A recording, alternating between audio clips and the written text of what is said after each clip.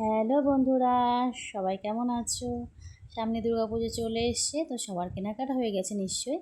তো আমারও পুজোর কেনাকাটা হয়েছে। তো আজকে চলো তাহলে তোমাদের সাথে শেয়ার করে আমি পুজোয় কী কী নিলাম।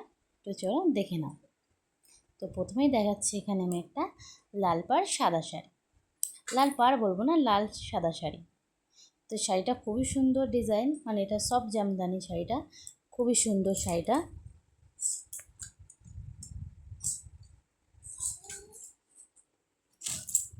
তারপরে দেখাচ্ছে আর একটা জামদানি শাড়ি, গোলাপি সবুজ রঙের। এই জামদানি শাড়িটাও খুবই সুন্দর, আমার এই ডিজাইনটা খুবই পছন্দের। তো আমি এই শাড়িটা খুঁজছিলাম, অনেকদিন ধরে পাইনি, তো এবার পেয়ে গেলাম বলে নিয়ে নিলাম।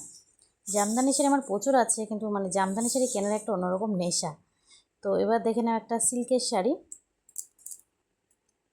এই যে এই শাড়িটাও খুবই সুন্দর।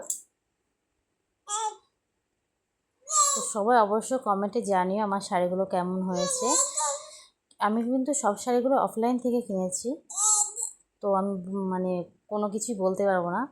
এমনি প্রাইস কত নিয়েছে সেটা বলতে পারবো। তো এখানে দেখো আরেকটা শাড়ি দেখাচ্ছি, গোলাপি আর এটা হলো পিত্তি রঙের।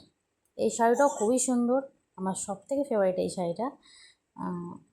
তো আমার এই শাড়িগুলো কেমন হয়েছে অবশ্যই তোমরা কমেন্টে জানিও, এবং পুজোতে সবাই কেমন আনন্দ করছে অবশ্যই কমেন্ট করো।